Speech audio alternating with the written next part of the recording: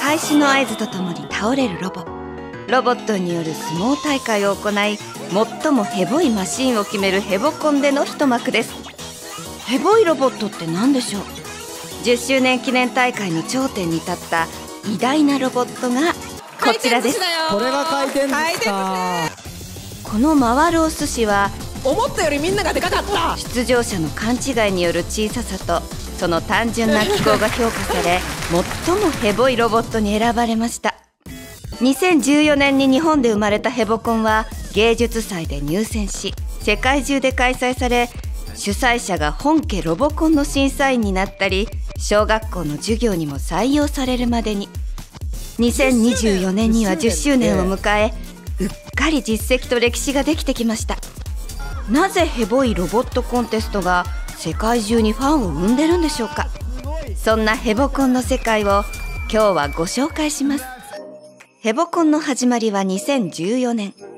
ウェブサイトデイリーポータル Z で編集者をしていたヘボコンマスターの石川が、工作の失敗は面白いことに気づいたのが始まりでした。例えばこのロボット、動力はなんとタオルの風の力と出場者は言うんですが、どうなったかというと、話が違うな。ロボット自体を倒してしまいます。失敗なのに出場者は恥じるどころか楽しそうです。一生懸命走った運動会では笑われると嫌な気持ちになりますよね。でもヘボコンで笑われるのは自分ではなくロボット、しかも下手であることを目指した大会なので、みんな笑ってもらって嬉しそうです。この変な大会は YouTube を通じて世界中に広がりました。南極を除くすべての大陸、なんと25カ国以上で開催されたんです。文化庁メディア芸術祭の審査委員会推薦作品としても評価され、 IEEE 学会のメディア、米国版ギズモード、インドネシアのオタク情報サイトなど海外のメディアにもたくさん取り上げられています。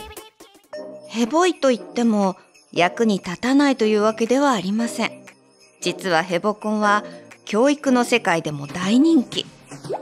科学技術やものづくりを教育に取り入れる STEAM 教育という動きが世界ではあります。でも電子工作って難しいし、お手本通りにやるのってつまらないですよね。その点、ヘボコンでは技術力のなさとその独創性が評価されます。誰でも参加ができるし面白いとヘボコンは STEAM 教育の現場でも好評でした。なんとスペイン・ムルシア州では中学校の必修授業の一つとなったそうです。東京芸術大学でメディアアートを教える八谷教授は言います。電子工作の子たちにはチームラボをまず見に行かせて、その後ヘボコンを見せるみたいなあんますごいもの見すぎると作る気がなくなっちゃう。作る気を持つっていうのがもう全てにおいて一番大事だと思ってて、ヘボコン見ると自分もちょっと来年出てみようかなと思うのがやっぱりヘボコンの一番素晴らしいところだと思ってて、と清濁合わせ飲むの濁の方、玉石混交の石の方としてヘボコンを紹介しています。技術力の高さではなく低さを目指すヘボコンは世の中のあらゆるコンテストと逆の方を向いています。そのせいでここにしかないおかしな文化がたくさん生まれました。そんなヘボコンの世界を詳しく見ていきましょう。ヘボコンは相撲のルールで競技が行われます。50センチ ×100 センチの木の板を使用することになっていますが、ローマ式土俵というよりヘボいスタイルもあります。これはローマの主催者がテープでいい加減に土俵を作ったことが由来です。大会はトーナメント制で優勝者が決められます。でもそれはあくまでも相撲の勝者であって評価はされません。よく勝つ人は私あまり悪者にしないでくださいとさえ言ってます。ヘボさとは何でしょうか。公式には技術力が低いと説明されています。でも実際の大会で評価されるヘボさは技術力にはとどまりません。遅刻、怠惰、忘れ物、それらも含めて全てヘボいとして評価されます。例えば一般的なロボットコンテストではその作品がどれほど高度なものかが語られますが、この出場者が語るのはロボットを作っていて家の人に怒られたエピソードです。そのクズがですね、今に散らかって妻にめちゃくちゃ怒られてる。第1回大会ではロボットを電車に忘れたため出場せずに家に帰ったという出場者のエピソードが壇上で紹介され、客席から拍手喝采が起こりました。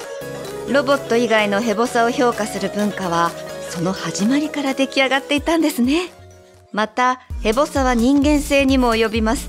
ロボットにスポンサー企業のステッカーを貼って媚びへつらうことはおもねりと呼ばれる一つの文化となっています。金の力で解決しようかなって。悪役に徹する人も出てきたり、ヘボさは技術にとどまらずその姿勢や精神、振る舞い、キャラクターなどに及びます。午前中資格試験でした。個性的な人が次々と現れ、ヘボコンの大会自体が一つの漫画のような展開を見せます。僕ら結構ねひどいことを言うんですけど、ひどいことを言うと最初に宣言する司会はヘボい技術をよりヘボく見せるヘボコンの名物の一つ。ヘボいです。あるよ。司会に厳しいことを言われた出場者もみんな笑っています。絶対言わないの話になることあります。こちらのロボットはノアを運ぶ船。ノアの箱舟をモチーフにしたもの。旧約聖書からの引用です。ヘボコンはその技術力の下手さと反比例するように話のスケールばかりが壮大になっていきます。話を盛れば盛るほどその技術のヘボさが際立つからでしょうか。あるいは技術的に凝ることができない分ストーリー作りに精を出してしまうのかもしれません。ポップコーン巻き菱として巻けばやっぱりロボットってびっくりしちゃうから、ロボットにポップコーン巻いても意味がなさそうですよね。でも対戦相手はこう語ります。まさかの相手がポップコーンを出すロボットだとは唯一の勝つ方法が威嚇だと僕は思うんですよね。物語に物語で答える出場者たち。こうした過剰なストーリーは随所に見られます。戦わせてみてどんなドラマが生まれるか次第ですよね。例えばヘボコンで恒例となった思いを引き継ぐという文化は対戦した相手のパーツをくっつけて次の試合に臨むことを指します。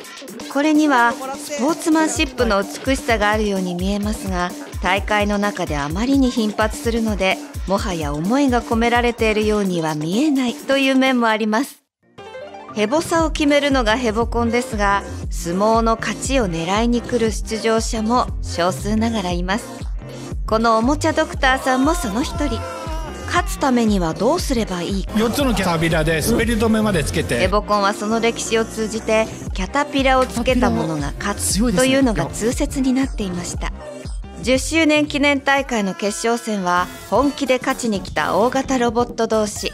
なんと前年の決勝と同じ組み合わせです。おもちゃドクターさんがその時のことを振り返ります。つまんなかったです。見てる側もう同士が戦ってんだって感じだった。だから普通の大会じゃないです。と寂しそうに語るようにヘボコンで勝ちに来ると悪役として嫌われます。ところが今回の決勝戦、勝負は拮抗し必勝法だと言われていたキャタピラがついにタイヤに敗れました。10年目に来てガチ対決が盛り上がりを見せてしまったんです。このようにヘボコンの楽しみ方は様々です。ただふざけたいだけの大人、勝ちに来る技術者、子供に工作をさせたい親、夜遅くなって眠たくなる子供、これだけ違った価値観の人たちがそれぞれに満足して帰る珍しい大会です。こちらは10周年大会で行われた東京高専によるデモンストレーション。どうでしょうか。観客たちがまるでシャボン玉に手を伸ばす子供のようです。もしかしたら観客もヘボくなることを楽しんでるのではないでしょうか。ヘボコンの最終目的とはヘボの素晴らしさを知り、ヘボを楽しむ人生を手に入れることだと主催者は語ります。ヘボくなるのってそもそも楽しいんです。10年のうちにヘボコンには様々なバリエーションが生まれました。ヘボイは塗料をぶちまける輪のヘボコンペイントエディションはローマで生まれました。でかくてヘボイ、さらに人まで乗るというギガヘボコン、その場で作るミニヘボコンはお手軽にヘボく定番となりました。プラネタリウムの星空に投影する宇宙ヘボコンや透明のアクリル板の上で戦うことで空中戦だと言い張る空ヘボコンはその演出自体がヘボさそのものです。和室でちゃぶ台の上で戦う和ヘボコンに至っては主催者も迷走を認めています。新型コロナ流行下ではヘボコンオンラインや対戦するロボットの間を棒で隔てるソーシャルディスタンスヘボコンが行われ、場所や時代に沿ったヘボコンが考案されました。2016年ヘボコン世界大会のゲストで電子工作用マイコンアルデュイーノを開発したデイビッド・クワティリスは言います。ヘボコンでアルデュイーノなんて使っちゃダメだ。知性が宿ってしまうから。さあ、ヘボコンに参加してみましょう。あなたが電子工作をやったことがないなら頂点に立てる可能性があります。